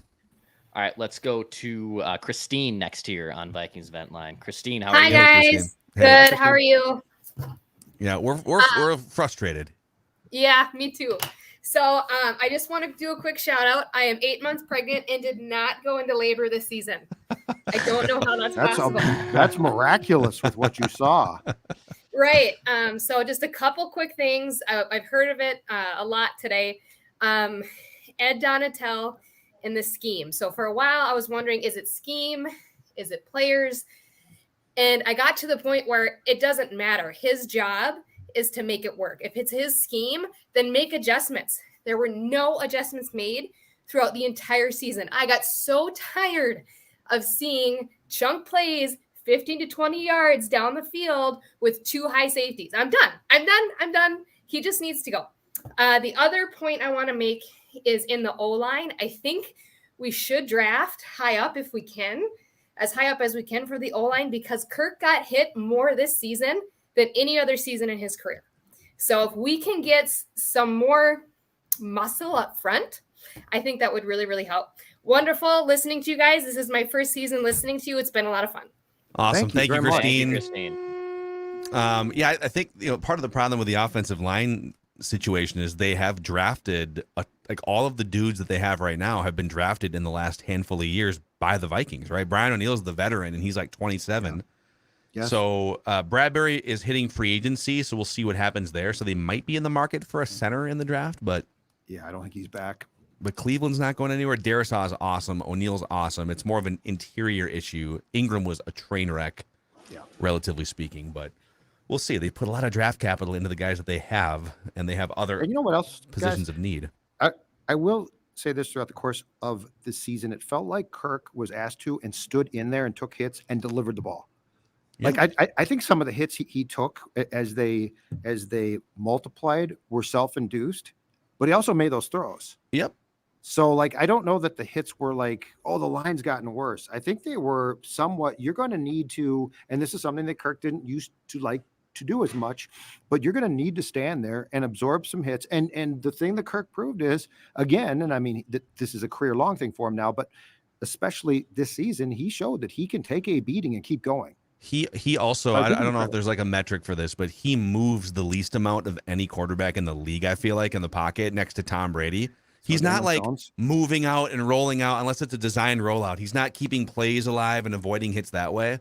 He's just standing in the pocket taking a beating because he's a pocket passer. How does Daniel Jones accumulate the amount of yards when he's really not that fast? It's he must be slippery. He must pretty be nimble. He's pretty He's nimble. He's sort of nimble, but like I watch him run and he just sort of plods along, but he gets He's a ton a big of yards. dude. He's a big guy. He's tough to bring down too. He's not. What was his 40 time? Yeah, I mean that's okay. He only ran a 4.840. That's a he good looks point, Dex. he looks faster than that. He's not Lamar Jackson or anything, but Dex is probably right. He's big enough where it's hard to bring him down, and he's athletic, but he's just not. He's not a quick athlete. yeah, and that's the thing. Much Every like me. time, like I've heard people clowning too, like, well, what if they whiff on it? Like the Giants landed, people kind of mock Daniel Jones. Well, you know what? If you get the right coach and you put a decent line up there and a good scheme, you can win 9, 10, 11 games with a Daniel Jones, and then don't sign him for $30 million when you're done. Yes. And move on to the next guy, Well, right? You can. You bring up a very intriguing point about a word that I use just to be a little bit funny, but it's true. Tricked up. Like these new coaches, the offensive minds, they can trick up their quarterback. Dude, like the Daniel Dolphins Jones scored like is 30 tricked up. points with Skylar Thompson today because Correct. they have a really good. They have two incredible weapons. They've got a. Let's continue on here. Vikings Vent Line, Purple Daily YouTube channel. Let's go to MH from Maryland next. MH, what's up, man? What's up? Can you guys hear me? Yep. We got you, man. Yeah. Awesome, man. First time on the show. Thanks, Dex. Long time listener. So I'm going to just slow you guys down a little bit. Let's not make Daniel Jones something like, this dual threat quarterback. If we had faster linebackers, that would not have been an issue today. If Hicks and Kendricks were 4 years younger, totally different. But anyway, I just want to hit a couple quick points. One, this is not a full-blown rebuild. I'm just going to bring some levity here. The offense, depending on what you do with Kurt, can be perfectly fine. We just replace all the old veterans on defense. You guys already know who they are. Judd's already said it at nauseam. We know who they are. And we get a couple of defensive players. This team could do the same thing next year. I'm not crazy, but just think about it. We could talk about it later. Second thing, the one thing I can't stand with Kurt is something that he can't do, and this is why we need a mobile new quarterback. He can't overcome coaching. You guys believe that? He can't overcome play calling, or he can't overcome coaching. You need a dual threat quarterback that can overcome coaching. That's where we need to take that next step. Hear you guys' thoughts. Thanks. MH, thank you for jumping on the show. It's a cool stocking cap for sure. Yeah. Yeah, that's the thing. And I don't think this whole thing should be about Kirk, but a lot of people have strong takes, including us, on the quarterback. The defense was a huge reason for what happened today. and Kirk was largely excellent for 90% of the game. So I don't want that to get lost. But he is a guy that kind of ebbs and flows based on what's around him, based on the coaching, and based on he's not a guy that's he's not gonna be the solution to all your problems. There's like 5 of those dudes in the league, and so if you need to be in one of 2 categories to have the best shot to win a Super Bowl. Have one of those guys, which is hard, and the Vikings haven't had one. They had Favre in 2009, but have one of those guys, or have somebody else, and it could be a Daniel Jones, but the Giants aren't going to win the Super Bowl. But someone that doesn't make a lot of money so that you can build the rest of your roster and trick it all up and drag a Teddy Bridgewater to 11 wins, drag a Tavares Jackson to a division championship, right? Like we've seen it with the Vikings before. People always point to Ponder. Well, I mean, what if they draft? Dude, what if Ponder had been an actual, like, competent player with a roster that won 10 games, dragging his ass up and down that schedule? That would have been a 12 or 13 win team that could win a Super Bowl. So don't be afraid of taking that swing as an organization, whether it's this year or next year, because it is coming, whether you love or hate Cousins. He's going to be 35 years old, and they're going to have to take that swing again. Mm-hmm. All right, keep it rolling here. All right, let's go to Caleb from Milwaukee next year on Ventline. Caleb, what's up, dude? Oh, I think we have some audio issues there with Caleb. In the meantime, let's go to Smitty in Florida. Smitty, what's up, dude? You got us? Yeah, can you hear me? We got you. Yeah. Oh yeah, loud and clear. Man, I tell you what, the Vikings are enough to just wear you out, aren't they? For decades, yes. 53 years. Couple interesting things here. So I've been a Vikings fan for a long time. I can tell you the last time they won 2 playoff games in the same year was 1987. Think about that. Every year they go to the playoffs, and even if they win 1, their chances of winning 2 are pretty poor. Yeah. Okay. I think it was kinder to have the Vikings lose to the Giants today than go to Candlestick and get rolled. Honestly, I think that would have been a lot harder for us to deal with because we've seen that game and it's just enough. I find it kind of interesting that the 49ers lost 3 quarterbacks and they were able to win 11 games in a row. How do we build that kind of roster? Yeah. We need a roster that's a lot more physical. This team inherently gets their butts kicked by the Giants, the Eagles, the Niners, the Cowboys, whoever they roll up against in the playoffs. They're more physical. They're stronger. You know, the last thing I'll tell you is, you know, when I watched the Vikings lose to the Raiders in Super Bowl 11, if you had told me I'd be 57 years old and they wouldn't have returned, I would have called you a liar. It's just unbelievable how bad this team has been all these years that they can't get it right. But the problem is they're not bad. That's the problem, Smitty. They are good enough to break your heart and disappoint you, but they're not bad. That's the thing. It's unfathomable that in 98 or 2009, where they had really legit teams, that they didn't go to a Super Bowl either of those years. That's hard to do. But again, I hear it in Smitty's voice, which is just this: don't be resigned, folks. Don't be resigned. This is not our fate. It doesn't have to be. That's the whole point of the show. Because I feel like that is, and it's guys my age. So I'm faulting myself, finger at myself. And that's because you can see the Grim Reaper. Yeah, because I can see up on the next corner. So like I'm trying to be like, well, I've survived this long. I guess I can put up with some more pain. No, this doesn't have to be this way. You didn't hire Kwesi and O'Connell to have the status quo. You didn't hire them to have 2-day. But they did. I mean, to this point, I understand that. But what I'm saying is you didn't hire them for that purpose. The expectations are much higher. And I am not on board with, because I do agree that the 49ers are a better team. And I think if you had gone there, you'd probably lose. But I'm not going to say I'm glad they were spared that. That's not what your goal is not, well, I mean, that's just so us. Well, it's a good thing they lost because I wanted to see that. I wanted to see that as a litmus test. Yes. And today, I guess, was kind of a litmus test too, that ultimately you were kind of a 9 or 10 win team dressed up as a 13 win team. And these 2 games against the Giants are like, can you play closer games against one team? And same with the Lions, kind of like they're kind of like battling in that 9 to 10 win range, and they popped up and beat the Bills. But that's probably where they belong. But what are we saying when we're saying things like, well, I'm glad they didn't win, because if they had won, they would have, or this is just have no expectations. Like if that's how we're gonna act, then what's the point? Yeah. Yep. Well, I can see how if you're a fan, like Smitty said, that remembers that last Super Bowl loss, and you thought, oh, there's going to be another one of these at some point. We'll get another shot at it. And you've been waiting this long from when you were a little kid. I see your frustration. I see it. Smitty and I are headed for the urn without a Super Bowl appearance. Let's keep it rocking here. Vikings Ventland on the Purple Daily YouTube channel. Let's try Caleb again. Caleb, got us. Hey, Yeah, Caleb. gentlemen, how's it going? Good, man. How you All doing? right. Not a Packer fan from Minnesota, so sorry. All right. 3 quick things. Expedited review. How did it catch everything except for the clear false start by that left tackle on a touchdown play? I think that was pretty obvious. Also, was it the first time? Maybe I'm blind, but was it the first time that Hunter and Smith lined up on the same side? Like, I believe I saw Danielle Hunter on the end and then Zadarius Smith right next to him. Also, who do you think's in a better position for the future, the Bears or the Vikings? Because it's kind of like a parallel universe where Ryan Poles interviewed for the Vikings, and I believe maybe Kwesi had some talks with the Bears, but I just feel like it's kind of like they're like kind of there, right there for the future. Jeb, what do you think? What's your answer to that question? Thanks for coming on, Caleb. Who would I you really rather like- be for the next 3 years?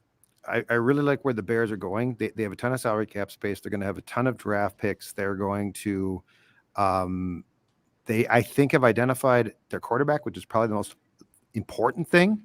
But I mean, I'm also Mr. Teardown, so I'm all for that. It's just my personality. I like to tear stuff down and try and build it up to win, as opposed to status quo. And you know, the one thing I will say again in this league, especially, it's true of all sports, but it's very, very true in this league. I am not a big fan of rewarding guys because I like them. This year was fun, but you know, when you're one and done, it clearly. And the thing about it is, I wondered how long these close games could keep up. I thought they might win a playoff game, but I will say where I do agree with the it's not sustainable, folks, is this you are not going to win 11 one-score games in 2023. So I agree with that part. Like, I don't think that this is just now your identity. Some years, you know, you're fortunate. Some years, like 2021, they go 6-8 in such games. Yeah. So I really do like where the Bears are at, because I feel like they are going to build something that can be a actual contender. Boy, I would say I would still rather be the Vikings, because regardless of what the future of the quarterback spot looks like, I have Justin Jefferson, I have Christian Darrisaw, I have Brian O'Neill, I have pillars that I can lean on for the next 5 or 6 years or more, maybe, at some of the most important positions.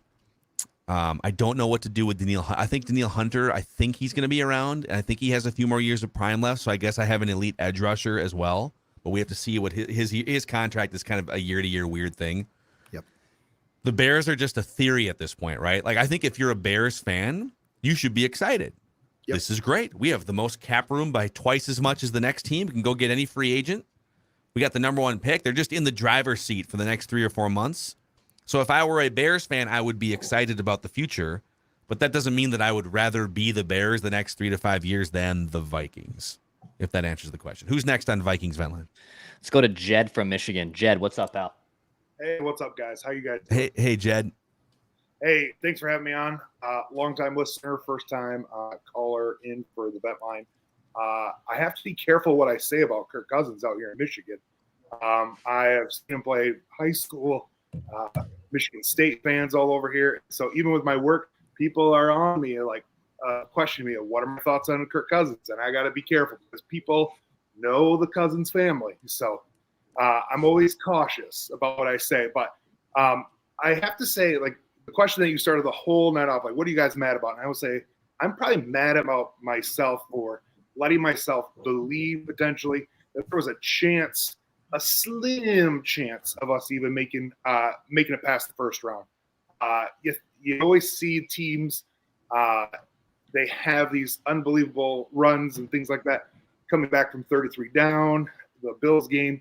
And usually those games set you up for potential success in the postseason.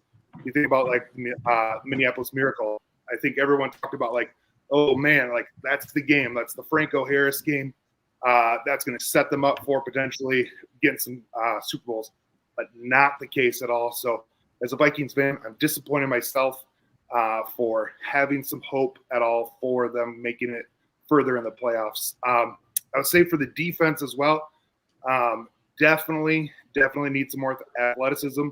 The one thing that was really disappointing this year was there was a lack of pressure. It felt like consistently quarterbacks had time, even though I think Hunter was tops for a while for quarterback pressures. It just never felt like they could ever really get to the quarterback. So that's something I'm hoping that we take a look at next year for helping the defense. And then, like a lot of people said too, just a lot getting younger on the defense as well. So, so love the show. Sports Dad, I'm the one that shouted out to you at the Patriots game with my wife. Love the shout out. Oh, it was awesome. Thank you. Yeah. So love listening to you guys. Take it easy and have a good one. Awesome, man. Thank you, Jed. Be careful out there in Kirk Cousins land in Michigan.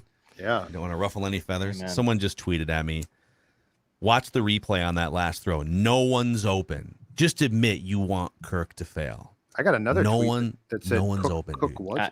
I'm seeing YouTube comment section saying Cook was open too. Cook was open.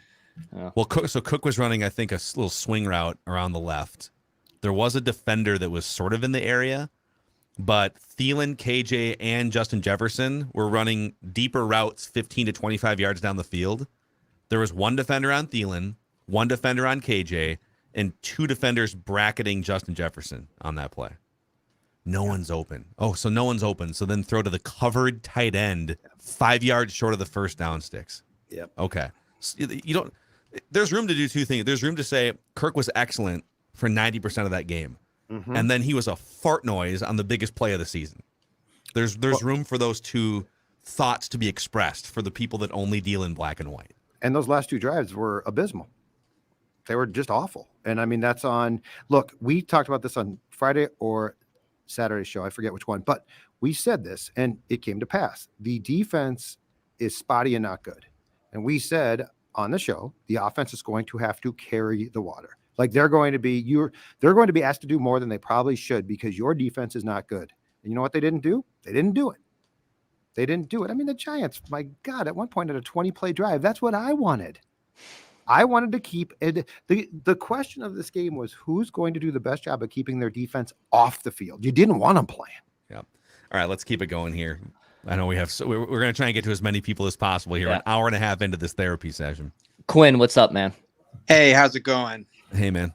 I'm calling in from a hotel room in Yosemite. I was camping, but I couldn't miss the game, so I had to get myself a room and watch on TV. That is my kind of camping in a hotel room. Yes. Yep. I know. I'm really connected with nature. Well, so I just wanted to get your guys' thoughts on one thing. What I think is really interesting is across coaching staffs, across general managers, I've noticed that this team tends to have a habit of getting one aspect of our team to like a B+. And then the thought process is, all right, now we're going to invest all our free agent signings, all of our draft picks into getting the part that's kind of a C- also to be a B+.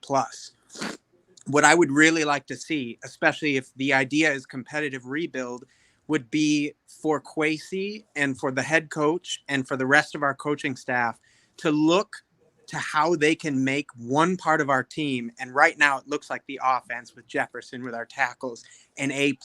Yes. How do we develop a left hook that teams have to account for? I love Jefferson, but we've seen a couple games this year. He's just not enough, and they've been able to take him out. That's a problem. Our defense, like we've been saying all season, gives up 400 yards a game, no matter how great a season Patrick Peterson's having, no matter how good our edge rushers are.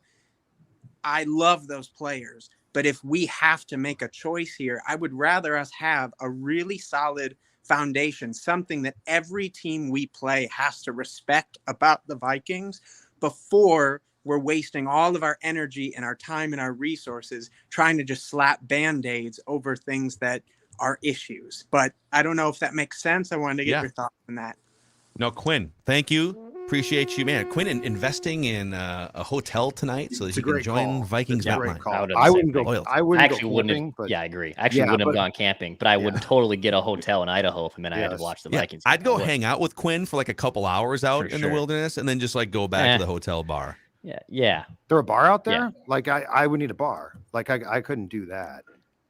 No Are there campfire. are there bars in But I mean, in would- hotels? What's your question? His hotel might not have a bar. Is my point? Oh, Like, I'm he's- guessing there's a bar he's in the middle area of that he's in. nowhere. Yeah. He's in the middle of nowhere. So I'm concerned about Quinn because he can't properly drown his sorrows with a surly. So to answer his question, my opinion is this.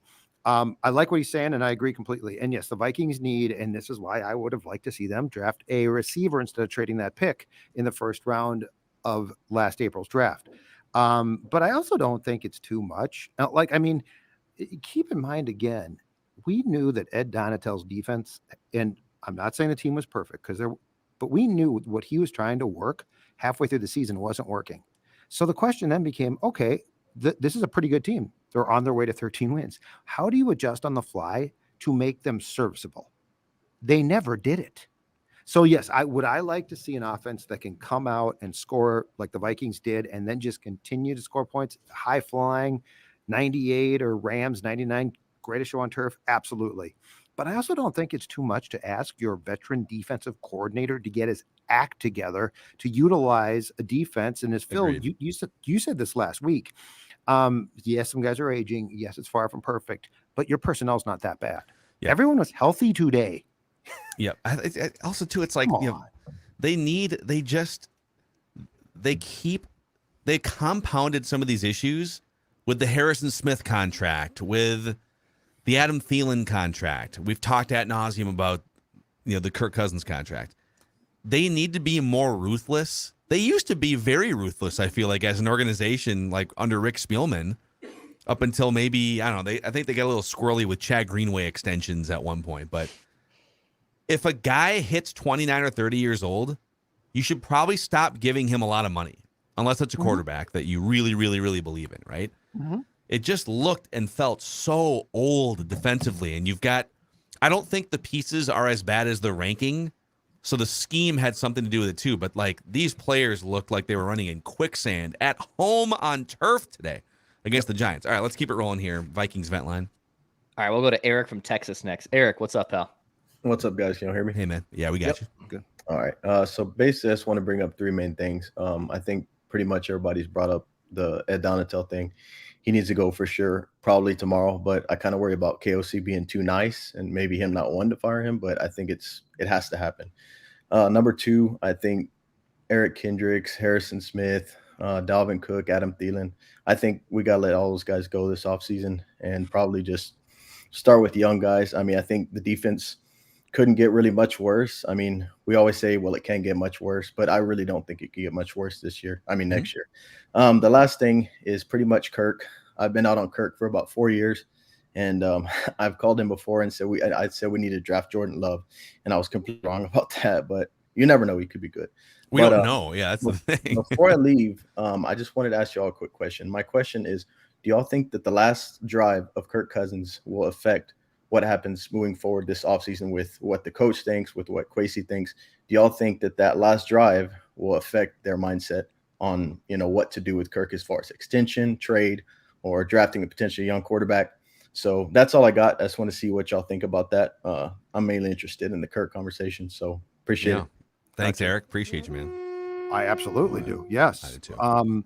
Now, I do think that I think O'Connell's been probably quietly behind it. The scenes a bit gathering intelligence all year. I mean, he did a marvelous job of empowering Kirk, but that doesn't mean that he's got a poster of Kirk on his wall at home. So like the shirtless Kirk O'Chains poster. Yeah, exactly. Honey, can we take that down? It's been a few months now. Why is this staring at us when we're trying to sleep? I'm not real comfortable with this, but I do think that, yes, I think that last play, and look, I mean, privately behind the scenes, I think there's definitely going to be some issues with that pass, because Kirk doesn't love to take the blame, and O'Connell, there's no way he instructed him to throw a 3-yard pass. So yes, I think that there is going to be a multitude of things that I don't want to say KOC is going to use against Kirk, but if you don't think if you think that those last 2 drives are going to play 0 role, I don't see that. I think they're definitely going to play a role. And I'm going to go back to what I keep saying, which is Kevin O'Connell didn't come here to just inherit forever a quarterback with a big contract. These guys pride themselves on finding quarterbacks and cultivating them and developing them. Kirk Cousins was developed years ago. He's not O'Connell's guy. So yeah, I think a lot goes into the stew of where the Vikings go with their quarterback. I'm just watching this play back, by the way, the last play. Oh, no, that's right. This is a different play. This is the KJ Osborne. This is the KJ Osborne drop. It wasn't a drop though; it was knocked out. So I'm sorry. I thought I saw a video of the Hawkinson catch to end the game. If I do, I'd like to see. I'd like to see that again at some point. If someone's on Twitter and you can see that video, if you could link it to me, I just want to know. Was he pressured more than we thought? Because you need all the information on that play before you can say, okay, that play is a reason why we're going to do this in the offseason. But let's keep it going here. Vikings Vent Line, Purple Daily YouTube channel. Let's go to Brock. Brock, what's up, man? Let's go, boys. I got notes down. All right, I'm going to start on this. I think the biggest thing that I have going is I was really looking forward to Brian Asamoah this week, and I didn't get anything on that. We're talking about something that we could have possibly spied on something with that, and it seemed like we were really slow in the linebacker situation. But is Danielle elite? That's the other thing that someone just talked about. That are we actually being serious about that? Because I didn't see much. I didn't see much pressure tonight from a lot of those guys tonight. I'll just go back to the last play because that's the biggest thing for me. Did we expect anything less? Like, honestly, I think that's honestly that if we're talking about something with Kirk, that's exactly what would have happened. When the game's on the line and we have no protection, we're throwing for 4 freaking yards and we're done for. I don't know, man. I don't know. It's I tried to believe in him this year. I was one of the biggest critics, but I don't know. I think that. Yeah, no, we feel you, man. We feel you. Thanks for coming on Vikings Vent Line. I think, dude, I've seen some people hit me up. It's just in the emotions of the last 90 minutes saying, I've been a devout Cousins supporter this whole season for years, and that last play is why I'm now out. I've seen those people.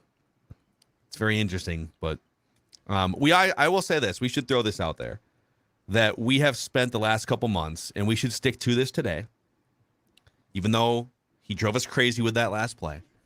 We had a group of Cousins Crusaders reach out to us a while back this season and said, all right, it's been a fun ride. He's leading the league in fourth quarter comebacks. What if we brought everyone together to donate money for his charity, kirkcousins.org? And so thanks to the crazy Canadian Cousins Crusaders of Purple Daily, we have brought people together for the last 7 or 8 weeks. And I think, I think that's one thing that we can all agree on.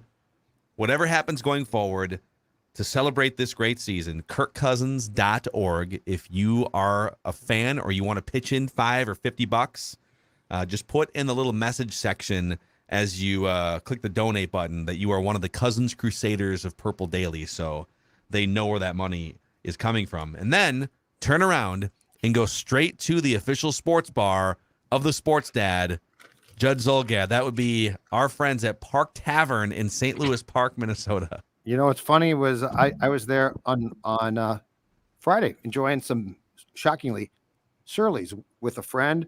And I talked to Cheryl and she said, you know what, Judd, I think it's working because we've had a couple groups come in here that were Score North folks, and They came in and they had their groups, and we're talking about a group of like 40 or 50. And that's the thing is Park Tavern can accommodate your group. We're not talking 5 or 10. Those are easy. We're talking 40 or 50 people. And all you have to do is call or contact Park Tavern, and they will take care of everything. And you will look like a hero. So it might be your wife's birthday, anniversary. I don't know, but you will look like you did all of the work. And in fact, all that you have to do is contact the folks at Park Tavern, parktavern.net.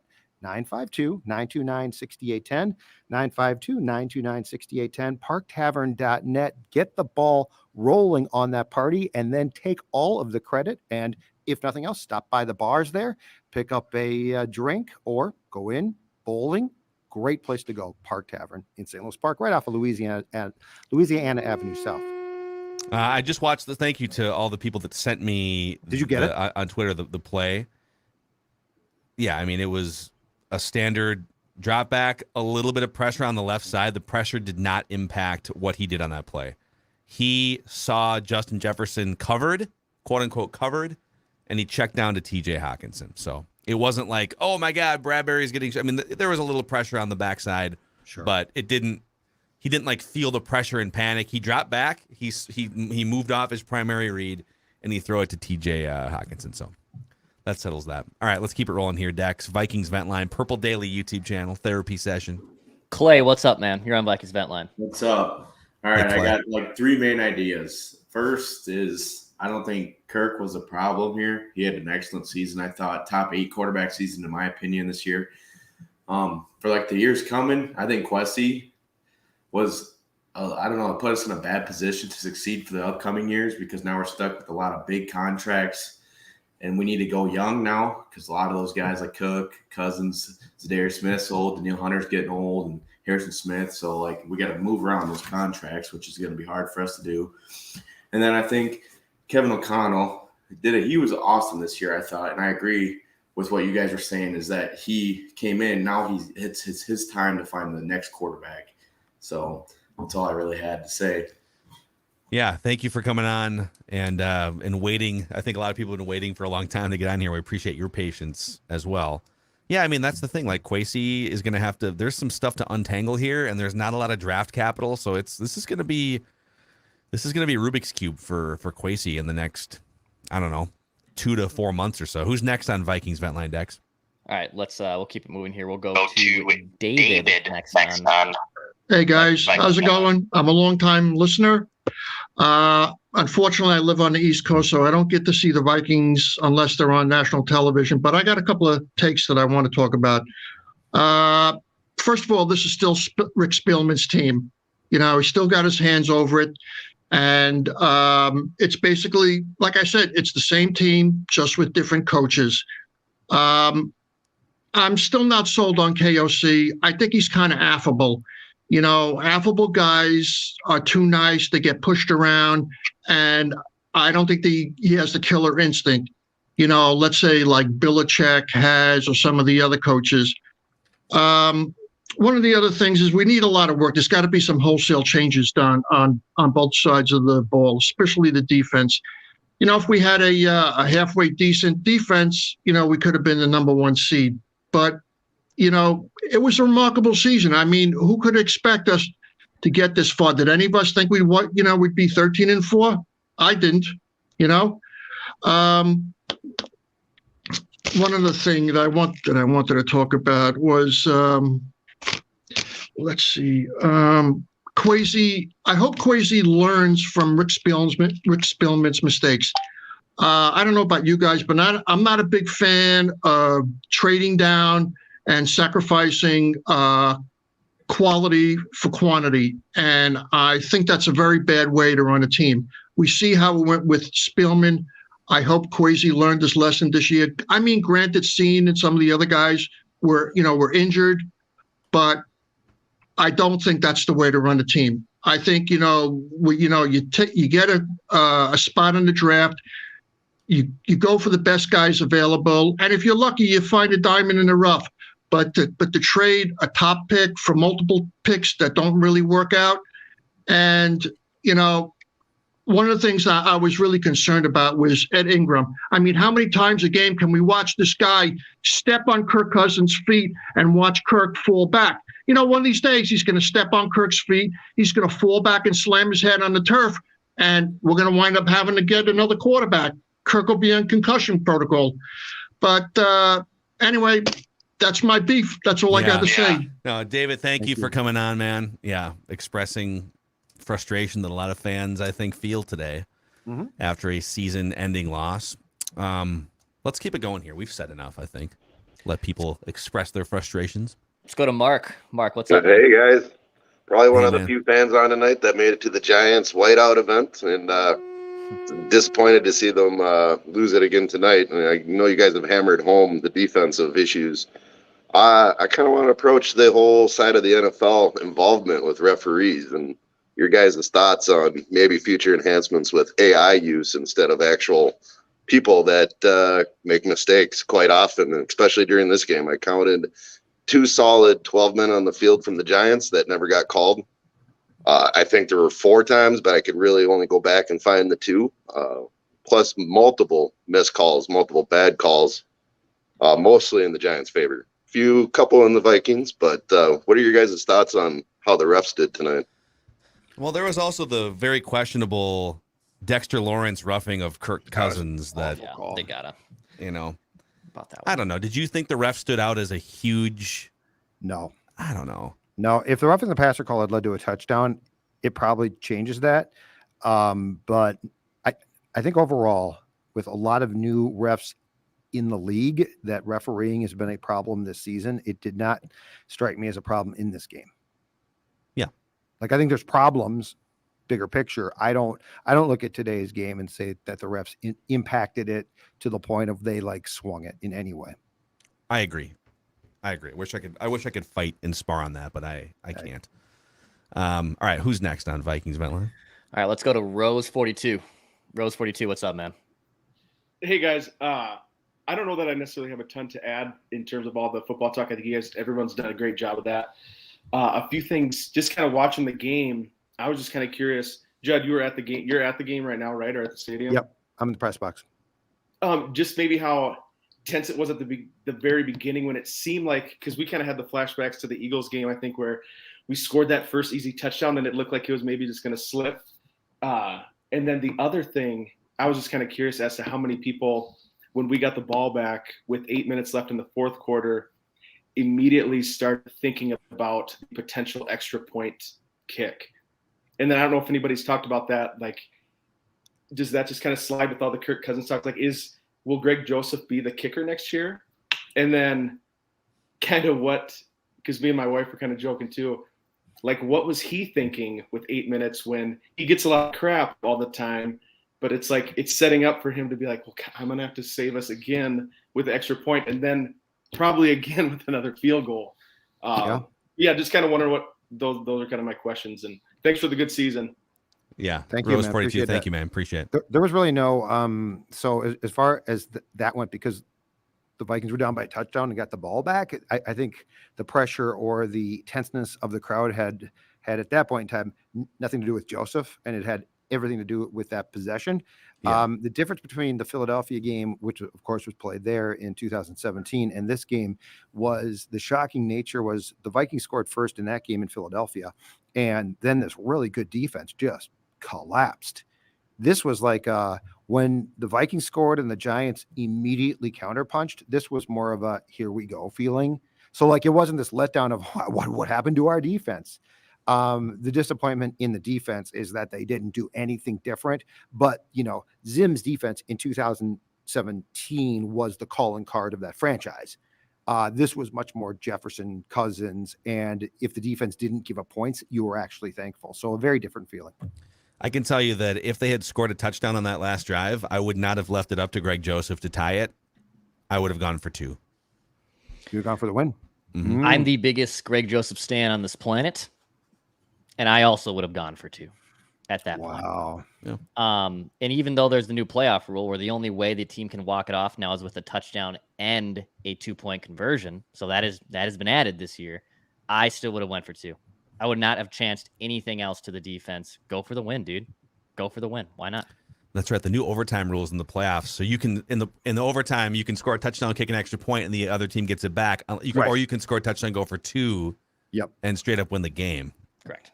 But yeah, I don't think KOC goes for 2 there, but I get your points of view there. Well, I don't know, man. Straw poll. I think he would have gone for 2. Dex, what about you?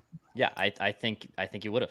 I think he 100% would have gone for 2. And again, he's a bit more conservative than we think at times. I just don't see it. I Guess we'll never know. know. The ballsy nature. We'll never know. If you are still hanging out with us, thank you. We're almost 2 hours into this therapy session. Please click the subscribe button and the like button on this therapy episode of Vikings Ventline so we can spread the word. And we will continue tomorrow, Tuesday, 365 days a year. We'd like the season to have continued, but we also love the off-season shows as well. So stick with us as we look ahead to see what this team could do in free agency, what they could do with trades and the draft. All of that starts tomorrow on Purple Daily. Anyone else left here, Dex? Couple more. More. Let's go to Alex from Fargo drinking his Before I Die. There he is. Yo, guys, can you guys hear me? Yeah, we got you. Yo, I'm drinking Before I Die. I'm reading on the back here. It says, let's just win 1. We cannot do that in the playoffs. I think I got about half serving on the offense. Defense, where were we? Patrick Peterson didn't show up. Harrison Smith, not there. I think we got a couple pressures with Daniil. He got 1 sack. But other than that, it was just a lackluster performance. I think the first half, just really, we didn't do well. The second half, we came out. We had 1 stop there. And what do we do? I mean, do we go to the offseason? Does Kwesi and KOC, do we really get to see their team? Do we get to see something going forward that actually has a hope at stopping something? Because Daniel Jones, he made it seem like he was Michael Vick out there rolling out from the rush. I think he had good pressure, but we couldn't get anything going. Love you guys. Big time fan, first time caller. Thanks for having me on. Dude, Alex, thanks, dude. Appreciate Enjoy the beer, words. despite the fact it didn't accomplish its mission. And enjoy the beer. I think the beer might be coming back next season though, as we again. I think it has embark on the Before I Die lifestyle. It has to come back. I'm going to keep hammering it away until I'm dead. Hence the name. Let's go to our last one here. Let's go to Zach from Grand Rapids. Zach. Okay. Hey, Zach. Hey, fellas. Thanks for having me on. First, I want to start out with saying, okay, Judd, you are definitely Randy from Cottage Grove. I am absolutely, I'm convinced. There's no way you are not Randy from Cottage Grove. Somehow. It's literally your like alter ego. It's and then Maggie. I will tell you, he is definitely not. We did have Randy in Cottage Grove show up in person at the Minnesota State Fair a few years back wearing Zubas and a Percy Harvin jersey. And there was a few people in attendance that can confirm that they were sitting there while he walked up to the live microphone.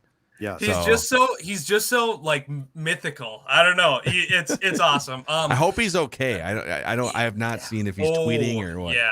You guys might need to check on him after tonight. I mean, that's I was just thinking that today as I'm like, out of this season, these past couple seasons, it's been heartbreak after heartbreak, close loss after close loss. This season, I'm like, hey, we have won every close game. You guys are keeping us alive. You're filling our hearts with these wins. And I'm like, at least we haven't had a heartbreaking, heart-wrenching loss yet. The freaking Giants. The Giants and Danny Dimes. You let Danny Dimes do it to you. Ed Donatel, put Metellus in as a spy or something. Do something. Second half adjustments, nothing. Brian Asamoah, huge loss. I think they were going to plug him in and have him help out, but he just kept everything alive. As soon as there was pressure, he kept it alive. Yeah. Unreal. KOC knew it was the problem. He failed to fix it. Zach, thanks for jumping in here. Putting a passionate stamp on Vikings vent line here. Had to be the Giants too, right?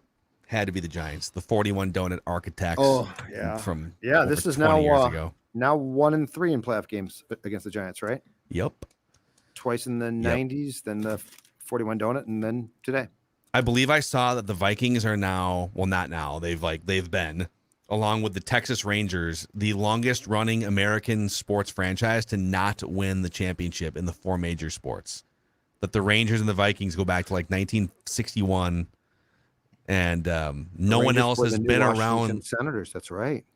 No one else has been around that long and not won their league's championship. So what you're telling me is we've got the Twins, who set a North American sports record of 18 consecutive playoff defeats, and the Vikings, who now are tied with the Rangers for the longest stretch. That is correct. Okay. Yeah. Yep. Go Minnesota Sports. Go Minnesota Sports. Yes. Hey, how about the Super Bowls? Man. Well, we hope that this therapy session was just the start of the healing for all of you, but we will be with you tomorrow as well on Purple Daily. We will start looking ahead immediately with essentially every single day going forward here for the next several weeks. How do you get this thing to be better? What are the big changes you make? What are the hard conversations you have to have leading into free agency, NFL draft, etc.?